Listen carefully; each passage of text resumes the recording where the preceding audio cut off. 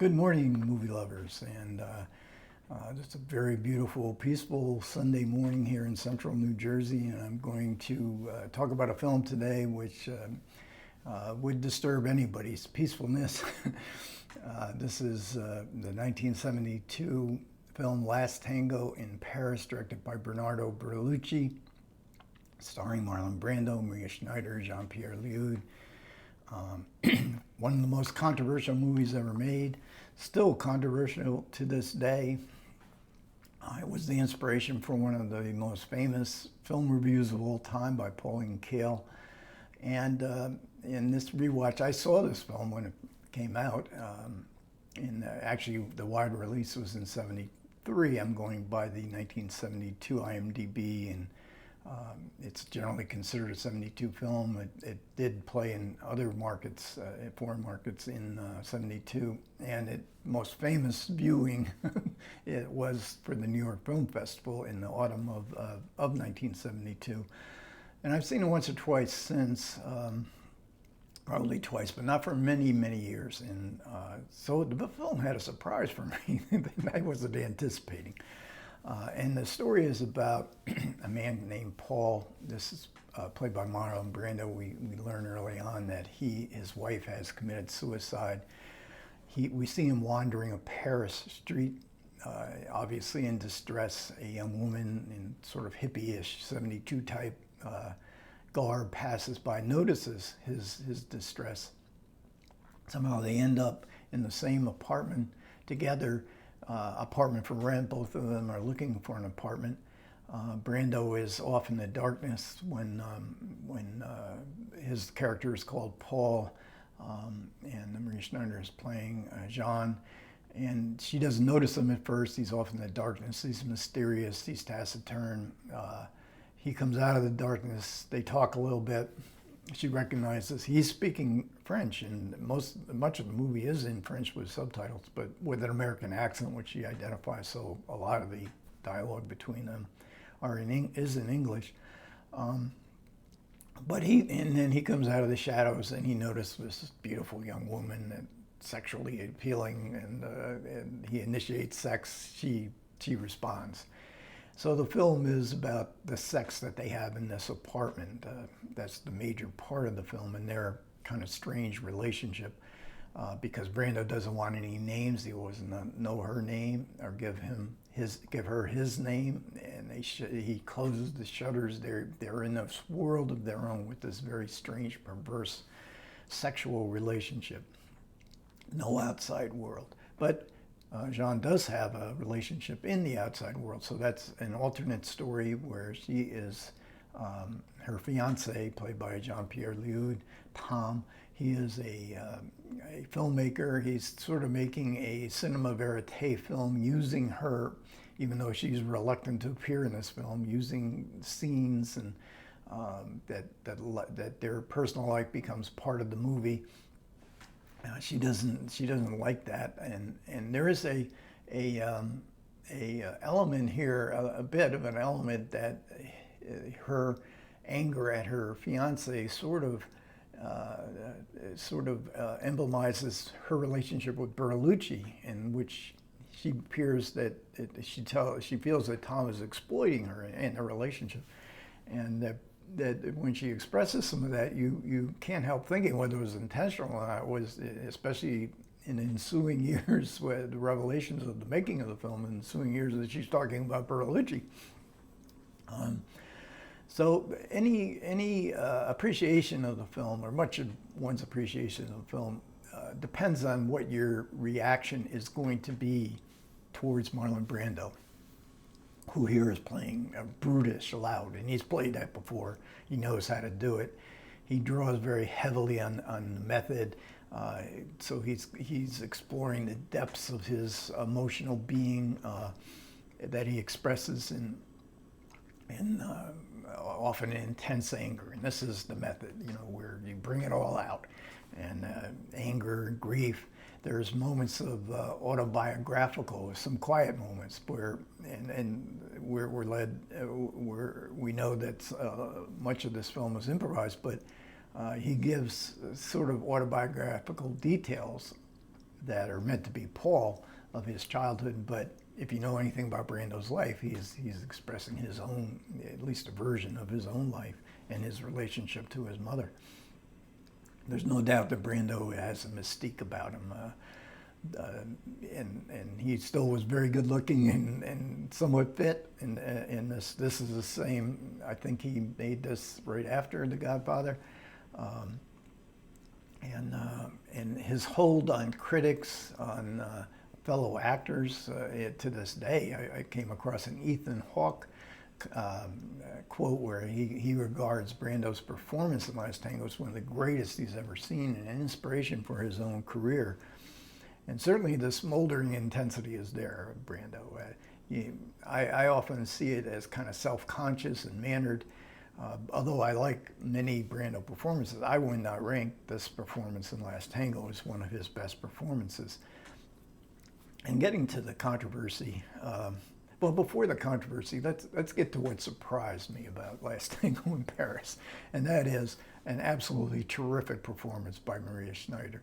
And I think I may not have reacted that way to Schneider's performance when I first saw it, but she really becomes the character. She's so natural, and does she outdo Brando? I would say she does. And of course, the element of the story that is the mystery is what does she see in this guy? Okay, he's a good-looking guy, but there is the implication that that she has sort of daddy issues. Her father was some heroic soldier that died when she was very little. But you know, you can't help getting away from the concept of Brando as a middle-aged man, and what was the greatest sexual fantasy a middle-aged man could have is that you have this beautiful, voluptuous young woman who's willing to go along with you on every part of this perverse sexual journey, except for one part. So there is something about the film in its perversity and its that caused, and its explicitness, that caused a great deal of controversy. It was banned in many countries. In Italy, Bertolucci, Brando, Maria Schneider were all convicted of a felony. And one of the problems I always have with simulated sexual acts as explicitly as they're done here, and especially with a famous actor, is that, like, if you were to read this in a book, it's a whole different dimension than when you see actual actors and a famous actor, performing these acts. It doesn't. It sort of. Do you really need this? I'm not sure. To me, it wasn't erotic. Many critics thought this was, the height of eroticism. It was more psychotic and animalistic, and and certainly Maria Schneider was very attractive, whether she was robed or disrobed, and she's disrobed in a lot of the sequences in here. But it seemed more perverse than it did anything else. And I mention this because Pauline Kael, in her very famous hyperbolic praise of this film, compared it to Stravinsky's The Rites of Spring, which came out in 1922, caused riots because it took music to a whole different level, a whole different experience of music that people weren't comfortable with. And she saw Last Tango as inaugurating a new era in movies. Last Tango would be looked back on as The Rites of Spring was looked back on, and inaugurating a new element of film, making an adult element where sex could be explored in an adult way. She was obviously totally wrong. And I love Pauline Kael's writings. I thought she's one of the great writers, and she had very many insights. Some of her ultimate judgments on movies were really strange. And I think there's an element of Brando worship that she had, and many critics, and perhaps even members of the audience had, and as well as fellow actors. But let's go to the scene that's the big controversy that has sort of canceled out Last Tango in Paris in recent years, and that is Maria Schneider's revelation, I think in the early 2000s, that in the anal rape scene in the movie, which was in the script. Brando used butter in the scene, and she hadn't expected that, and it really distressed her. And Bertolucci admits that he didn't tell her that Brando was going to do this because he wanted to get real emotion out of her, not acting emotion, real emotion. And this is a despicable act that many directors, not just Bertolucci, have used, not just on female, actresses, but also actors, where they do more than is necessary to get real reaction, because Bertolucci, or Maria Schneider says in later years that it did cause her considerable distress, and she says it did contribute. She didn't realize what she was doing. She says she's too young, 19 or 20. She didn't realize the way she was being utilized in the film as far as the sex acts go, and perhaps even the nudity. But what was amazing about this rape scene in the film, and there was no penetration, and in recent years it's sort of been presented to the public like, there was actual insertion in these sex scenes, and everybody, including Maria Schneider, denies that. But the movie sort of has gained that reputation. It's part of the controversy, banned in many countries, felony charges, and in America too. It did have the same kind of controversy as the Rites of Springs had. There weren't riots, I don't believe, but some big pundits like Harry Reasoner. I remember hearing Harry Reasoner was a news commentary for CBS News, and he just totally excoriates the film. But the amazing thing is, though, that for the most part, the rape scene was overlooked. Pauline Kael, I read her review, but I don't even think she mentions it, or she does. It's just part of the sexual adventure that these two people are going through. Molly Haskell, I read her review in the Village Voice, and I think she mentions it in that similar light. And there was another movie that came out at the same time called Bloom in Love. And I remember, I love Bloom in Love, except for one scene where George Segal rapes Susan Osbach, playing his ex-wife. She's involved with somebody else. And I was really bothered by that. And I was bothered by the scene in Last Tango in Paris. But nobody else was. I mean, I read so many reviews. I watched Bloom in Love about a year ago, and I was looking up, and people today notice it, but in 1972, they didn't notice it. They didn't notice that. And Susan Osbach is absolutely, there was some part of sex game. She was actually raped, but her character was in Bloom in Love. And perhaps, I was brought up in a fundamentalist Christian childhood where sex was a dirty word. Everything I had to do with sex was under the rug. So, but and that was not that uncommon. That view of sex. So now in '72 we have this opening up of sexual, explicit sex, and this is the same era where Deep Throat was a huge commercial success, where you would take your date to go see Deep Throat, a hardcore pornography movie, in a regular movie theater. We didn't know what was going on. I think that's the crux of the matter. It was so much so quickly.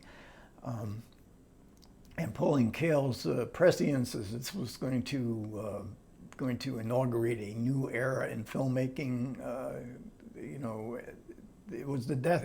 Our film was still very much alive in 1972. By the end of the '70s, it was dead in the water, especially in Hollywood, which the Hollywood studios had financed quite a few American art films, and I'm going to talk about them probably next month. But, the blockbuster, Star Wars, Jaws, Rocky, that was the future, not movies as sort of an adventure in a new liberated era. Instead, we regress to the high-tech versions of 1950s genre films. And I have to talk a little bit about Bertolucci because he's a strange director. Bizarre. This is a bizarre movie. He made many, many bizarre movies. He would make a film about mother-son incest just a few years later with Joe Clayburgh. And his films are loopy. They go loopy. I need to revisit some of his later films because they do have a very strong visual style to them.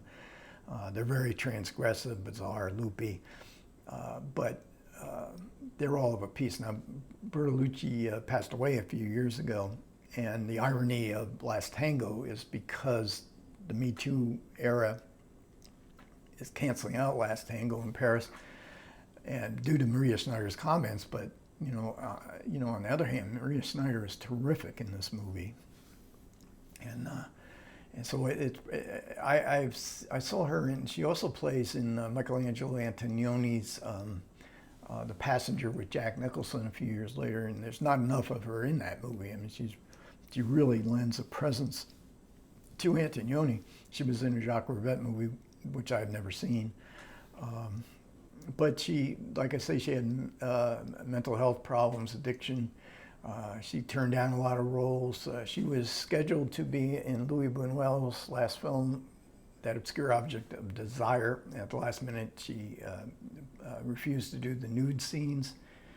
So Buñuel fired her and then famously employed two actresses to play the same part. But I would have loved to have seen Maria Schneider in that role in that Buñuel movie.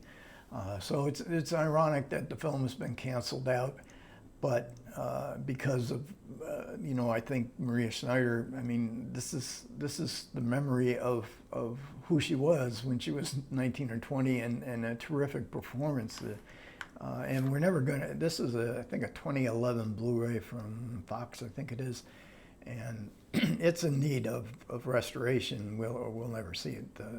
Vittorio Storaro's cinematography is beautiful. Some of it looks a little bit murky. Maybe in 50 years, when the winds of change just shift again, we'll if anybody's still watching movies in 50 years, maybe somebody will restore Last Tango in Paris, but I wouldn't bet on it. Okay, thanks a lot for everybody who managed to listen to me. And the next one, I believe, is going to be Love in the Afternoon, which is a Claude Chabrol film. I mean, not Claude Chabrol, it's Eric Romer film. I've got Claude Chabrol on my mind because I just ordered his Twisting of the Knife box set, which should be arriving in a couple days. Another box set of Chabrol movies. So thanks a lot for everybody who managed to listen to me. I do appreciate it. Comments are always welcome. Take care.